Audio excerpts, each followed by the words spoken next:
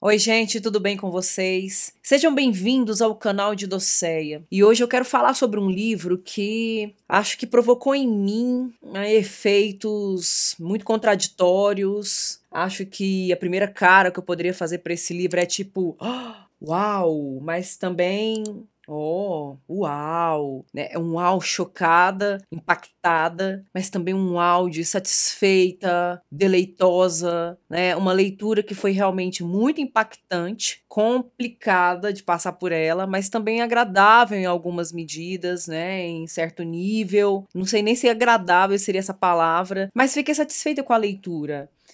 Foi uma leitura indicada por alguns alunos e alunas que tenho no ensino médio. Vocês sabem que eu tenho um gosto muito peculiar, né? Gosto muito de literatura de terror, eu gosto de Edgar Allan Poe, então acho que não seria nenhuma novidade eu gostar de um livro como esse. E o livro sobre o qual eu estou falando é Jantar Secreto, do Rafael Montes, que é relativamente um calhamaço, né? Considerando os nossos tempos tão velozes, tempos de tela, em que tudo é tão efêmero, em que a gente tem tanta pressa, né? Tudo é tão rápido. Ler um livro grande desse em meio a tanta correria é realmente desafiador, mas é uma leitura que pega a gente. E é uma obra que tem já aqui nos avisos dela, bem muito visualmente, o que ela veio, né? A que veio. Veio preso para incomodar, para chocar, mas também para impactar.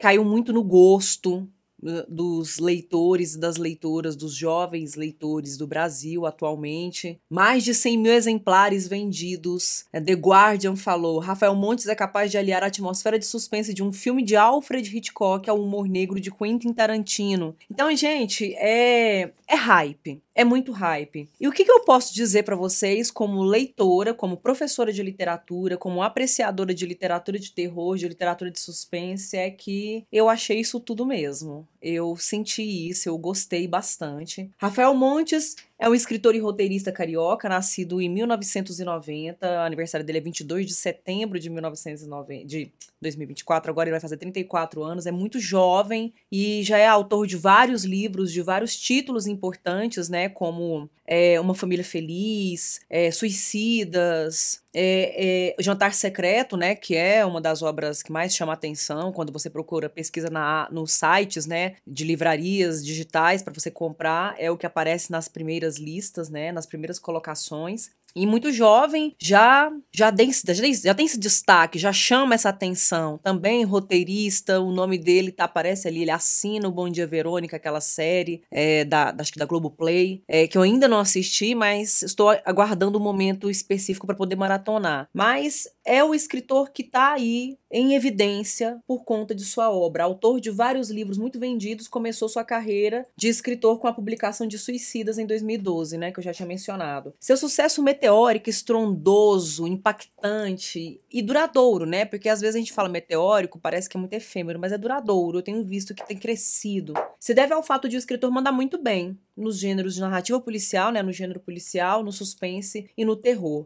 E sobre Jantar Secreto, o que a gente pode falar aqui? Eu vou tentar não entregar muitos detalhes, porque eu já percebi que é um traço do estilo do Rafael Montes trazer muitas reviravoltas, tem muitos plots, muitas viradas, né? Muito plot twist, muita quebra de expectativa, às vezes alguma revelação bombástica, algo que nos surpreende. E não só pro final, mas isso diluído, né, no decorrer de toda a trama narrativa dele. Então eu não vou ficar dando muitos detalhes do enredo. Mas publicado em 2016, Jantar Secreto narra a história de 4 amigos. Dante, o protagonista, Miguel, Hugo e Leitão, que saem de uma cidade do interior do Rio Grande do Sul, tentar uma vida profissional, tentar melhores oportunidades na cidade maravilhosa, na cidade do Rio de Janeiro, que, como já diz a Fernanda Abreu, né? Cidade maravilha, purgatório da beleza e do caos. Então, é uma cidade lindíssima, bonita, atraente, né? Com aquela aparência ofertando tantas novas e grandes oportunidades, mas também a sua faceta mais talvez sombria, né? Talvez mais polêmica, talvez mais violenta, né? Uma cidade em que coisas do Arco da Velha podem acontecer.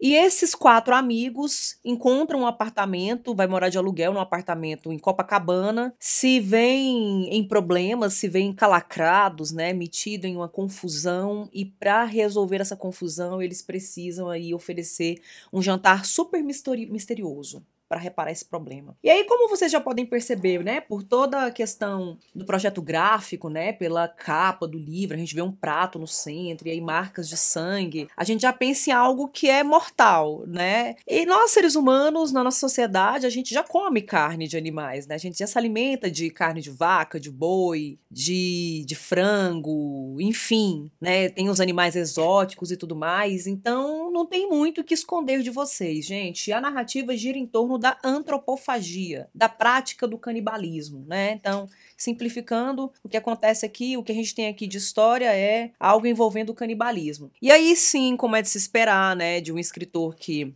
não poupa, né, ele não tá buscando agradar um certo tipo de público, ele tá buscando mesmo construir, contar as histórias dele. Já vi algumas entrevistas do Rafael Montes falando que ele é um contador de histórias, então, enquanto escritor, enquanto roteirista, ele tá contando histórias, ele inventa histórias. E sim, é um homem normal, não aparenta ter nenhum tipo de distúrbio de sociabilidade, né, que o faça se aprofundar, se enveredar nesses caminhos da psicopatia, do serial killer. É porque tem uma mente fértil e também uma observação muito aguçada da nossa realidade.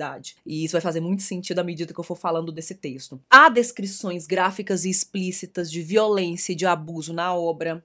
Há cenas que, inclusive, eu fiquei até um pouco incomodada. Eu diria até que em Jantar Secreto tem algo, eu vou usar um termo emprestado do Antônio Cândido. O Antônio Cândido, uma vez, falando do escritor brasileiro Rubem Fonseca, se referiu à obra do Rubem Fonseca como algo que ele entendia como realismo brutal, né? Que é um realismo muito mais pungente, muito mais visceral do que a gente estava habituado a ver na literatura produzida do século XIX e da década de 1930 no século XX, né? Algo mais sangrento, violento, muito mais apelativo, explícito, enfim, algo que não é para qualquer gosto mesmo. E acho que a associação nem é por acaso, viu, gente? Essa relação que eu estabeleço aqui nem é fortuita, nem é gratuita, porque o livro começa com uma epígrafe que é retirada de uma obra do Rubem Fonseca, em que ele diz o seguinte: sei que tem gente que não vai acreditar nessa história que estou contando. Foda-se. É isso, né? Com essa obra, com esse texto, né? Com essa abordagem de uma realidade que pode ser bem terrível, porque, gente, na boa, você não precisa ler muito livro de terror, você não precisa assistir muito filme de terror, documentários, true crime ou sobre psicopatas, serial killers. Você não precisa ver muita coisa para saber que a nossa realidade ela pode ser bem terrível, que ela pode realmente oferecer uma boa matéria-prima pro terror, né? Não precisa, a mente não precisa ser nem tão inventiva, né? A gente só observar, ler os noticiários, ler os jornais, principalmente aqueles mais sensacionalistas que exploram mesmo a criminalidade, a violência, as absurdidades do cotidiano. Você percebe que a gente não precisa viajar muito para conseguir construir uma história de terror com os pés muito bem fincados, muito bem calcados na realidade, né? No realismo de fato. E eu vejo isso nele. Ele não nos poupa, né? Existem cenas aqui que são bem incômodas, que são explícitas. Eu penso, nossa, ele não vai, ele foi, ele entrou nesse detalhe, ele conseguiu evidenciar isso pra gente. E é instigante ao mesmo tempo que incomoda, que choca, também te pega de um jeito que eu quero ver o que vai dar. Para onde isso vai levar? Porque a gente aparentemente está desfrutando de uma segurança da nossa biblioteca, da nossa leitura, né? Nós não estamos lá com o protagonista Dante, testemunhando com os próprios olhos, né? Estando presente com o próprio corpo em certas cenas, em certas situações que são realmente muito perigosas. Enfim, e aí o que é interessante, né? Eu gostaria de pensar também no caso dessa obra por ela ser um best-seller. É um best-seller, está na lista dos mais vendidos do ano, na verdade, tem estado aí já há um tempo. Eu que fui atrás, né, decidi ler essa obra este ano e percebo que está em alta. Fui pesquisar muita coisa sobre Jantar Secreto, sobre Rafael Montes, vi muita coisa sobre texto escrito, entrevista, vídeo, resenha. E eu sou uma professora de literatura que tem uma formação em letras, eu tenho mestrado e doutorado na área de letras. Então eu passei muito tempo da minha vida no ambiente acadêmico e eu sei como é que o ambiente acadêmico olha para o best-seller, né? Olha sempre com muita desconfiança, né? Por entender que essa literatura que alcança muito facilmente as massas seja muito simples, seja muito palatável, simplista, óbvia, às vezes até panfletária, né? Quando se pretende a falar de questões atuais, de pautas que estão pautas sociais, né? Não é o que eu vejo nesse livro, não é o que eu percebo. Eu vou fazer a defesa desse livro, né? Então esse episódio é mesmo uma indicação, uma propaganda de Jantar Secreto. Não é uma publi ainda, né? Espero em breve poder ter uma publi mesmo. Quando for a primeira eu vou avisar. Mas é mesmo assim uma indicação de leitura para quem gosta. Para quem gosta de literatura de suspense, literatura de terror, do trágico, da coisa do serial killer, embora não seja o caso aqui, mas tem essa tendência, né? Tem um sistema que permite a gente mergulhar na tragédia, na violência, na brutalidade, na criminalidade. Então, para quem gosta desse tipo de narrativa, acho que vale a pena. E por que eu faço essa indicação? Primeiro, pela coragem do próprio escritor, o Rafael Montes, né? Em tempos em que a gente tem discutido muito sobre questões de saúde mental, né? Ele tocar em temas gatilhos e tocar em temas gatilhos com tanta responsabilidade, porque eu vejo realmente que ele trata de temas problemáticos, polêmicos, gatilhos, mas com muita responsabilidade. Existe muita seriedade aqui, não é uma simples banalização da violência, mas é a exploração da violência como um olhar sobre a criatividade humana para o mal, né? De que o ser humano pode ser realmente muito cruel e pode fazer coisas que a gente não imagina, porque tem dados que ele traz aqui, mesmo sendo uma obra de ficção, tem informações que ele traz aqui que me fazem muito pensar que foram frutos de pesquisa, que ele realmente sabia onde ele estava pisando, do que ele estava falando, né? Não era uma simples especulação criar uma narrativa em que seja possível uma sociedade em que pessoas comam carne humana. Aliás, esse tema tem sido muito recorrente em obras da literatura e do cinema que eu tenho visto recentemente. Não vou citar nenhum título por enquanto, mas o que a intenção não é essa, mas quero enfatizar aqui o Jantar Secreto de Rafael Montes. E é interessante porque tudo isso que pega muito pesado, ao mesmo tempo tem uma elaboração estética que nos leva, às vezes, a certas doses de humor, um humor muito controverso, um humor muito ácido mesmo, muito cáustico, mas também um deleite, como a gente vê, por exemplo, no Tarantino. Não é à toa que esse comentário do The Guardian na capa, né, de aproximá-lo ao Quentin Tarantino, não é casual. Realmente existe uma coisa de explorar a violência, de trabalhar a violência bem na estética desse cineasta, com um certo humor, com uma certa beleza, mas também ainda com o incômodo e a provocação, né? Com a dor, com o mal-estar. E aí entra o segundo aspecto que vale a pena mencionar aqui, justamente porque eu estou falando do Rafael Montes, pensando no Tarantino, que é esse apelo visual que a obra tem. A obra, ele consegue descrever, detalhar com tanta profundidade, né? Com tanto rigor, que a gente consegue visualizar as cenas. Então o apelo visual é muito forte. Algo mesmo de cinematográfico, né? Como se fossem cenas montadas na nossa frente. E é muito interessante porque ele é roteirista, né? Então não é mesmo de se estranhar que as narrativas desse cara sejam automaticamente vislumbradas, sendo transportadas para as telas. Mas também tem uma outra coisa, a crítica social que ele propõe, né? O que tem por trás disso? Quem são os mecanismos de poder? A obra fala de canibalismo como a gente vê hoje na nossa sociedade a discussão às vezes sobre especismo, vegetarianismo, veganismo, né? De como tudo isso gera exploração animal. E aí, se uma sociedade aceitasse a prática do canibalismo, quem seriam as pessoas que alimentariam as outras pessoas, né? Então ele entra aqui com recortes de classe, de raça e até de gênero. Então a gente sabe que não é todo mundo que serviria de alimento, né? Tem um tipo específico que se alimentaria e um tipo específico que serviria de alimento, pensando nessa sociedade de hierarquias em que a gente vive, né? E, finalmente, a construção das personagens eu vejo também que é algo muito bem feito, né? O Dante, que é o protagonista, por exemplo, ele é confuso, ele é contraditório, às vezes ele me provocou raiva, às vezes ele me provocou irritação, às vezes eu fiquei do lado dele, eu dei razão pra ele, às vezes achei ele arrogante, bobo, pretensioso e orgulhoso de querer bater de frente, às vezes fiquei com medo por ele, né? De ele ter ações muito precipitadas, às vezes ousadas. É um personagem muito palpável, né? É um personagem muito palpável. Às vezes me identifiquei com ele, às vezes achei ele parecido com o Rafael Montes, engraçado isso, né? Como se ele fosse um alter ego do autor, mas eu vi também essa voz nos outros personagens também, de certo modo, né? As reviravoltas, elas impactam muito e elas acontecem de uma maneira muito bem amarrada, e isso tudo vai impactando a subjetividade das personagens. De repente você está ali diante de uma grande revelação a respeito de um personagem que você jamais imaginava, né? E assim, nada aleatório, não é é do nada, né? Uma vez eu fiz uma crítica ao Véspera da Carla Madeira em relação ao Deus Ex Machina, por trazer uma solução mirabolante, que às vezes era melhor deixar o desfecho em aberto do que trazer essa solução mirabolante. O Rafael Montes aqui, ele não gasta combustível, ele não gasta ferramenta, ele não gasta o coringa dele, o trunfo dele à toa. Ele amarra muito bem, ele sabe escrever, ele sabe fazer uma boa narrativa. Eu realmente não vi buracos, não vi erros em Jantar Secreto. Até a técnica do cliffhanger, né, que é esse gancho, que é muito comum em séries de televisão, de terminar um capítulo com uma grande revelação bombástica e os desdobramentos ficarem pro próximo capítulo pra ir te pegando e você vai lendo,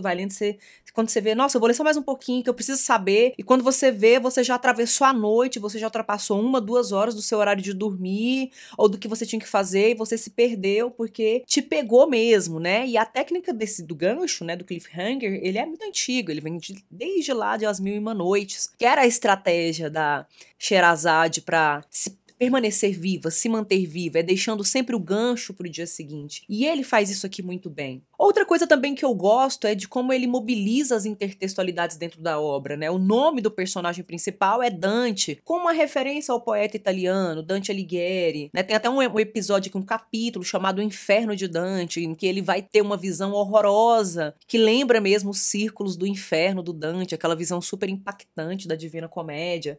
Tem também a personagem chamada Cora, né, fazendo uma referência à poeta goiana, Cora Coralina, e ela é poeta, e os textos dela aparecem em lugares muito inusitados, né?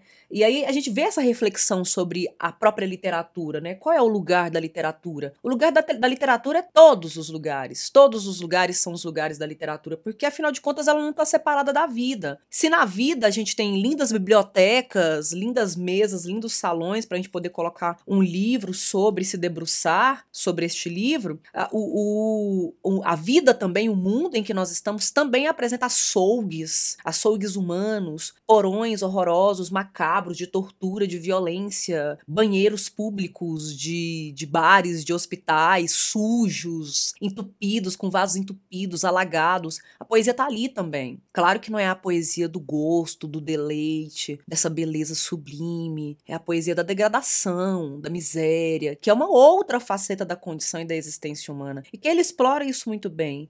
Eu acho que ele amarra muito bem estes elementos. Eu não vou ficar dando muitos detalhes, né? Mas eu gostei bastante desse livro, acho que valeu muito a pena a leitura. E não foi só como entretenimento, né? Teve entretenimento também, porque eu senti um prazer que é próprio desse tempo, né? Do consumo de narrativas, de ficção, até para preencher, às vezes, as nossas frustrações, né? Para compensar as nossas frustrações cotidianas, com uma vida muito repetitiva. Mas eu também gostei das possibilidades de reflexão que ele trouxe sobre a própria linguagem, sobre o que é que deve entrar na literatura ou não, que eu acho que é tudo, né? Tudo que diz respeito ao humano, sobre esses recortes, né, sociais que colocam os seres humanos como se vivessem mesmo numa situação predatória. A gente tem aí o ser humano predando o próprio ser humano, mas também sobre essa crueldade humana que, quanto mais criativo você for, você ainda não conseguiu imaginar tudo que uma mente humana é capaz de fazer, sabe? É muita bizarrice, é até meio distópico, sabe? Você fica com a sensação de que, cara, isso é um tipo de coisa que poderia acontecer, que pode acontecer, principalmente se você já viu um filme como O Albergue, por exemplo. Eu fiquei lembrando muito do Albergue, embora lá no Albergue o objetivo fosse outro, né? Mas eu fiquei pensando muito nisso, né? Da exploração humana, da crueldade, do poder, né? De figuras, quando tem poder nas mãos, são capazes de se revelar completamente outras, né? Que a gente sequer imaginava. E aí eu fico pensando assim, parece que as coisas sempre podem piorar, né? Fica essa aflição, fica essa pergunta, será que uma sociedade que autorizasse a ingestão de carne humana seria possível? Fica essa pergunta, uma pergunta que eu faço com muita aflição, com muita angústia, com uma ansiedade. Espero que não, espero que não, mas o livro já dá pra gente um gosto do que seria se fosse assim. Bem, gente, eu espero que vocês gostem desse livro, eu espero que vocês gostem desse escritor, eu espero que vocês também gostem desse episódio. Comente aí se você já leu, se você ainda não leu, tem vontade de ler, o que você achou. Se você leu outros livros do escritor e que você gostaria de propor, de sugerir, que vale a pena, até para dialogar. Eu vou ficando por aqui, eu agradeço a atenção de vocês, até o próximo episódio.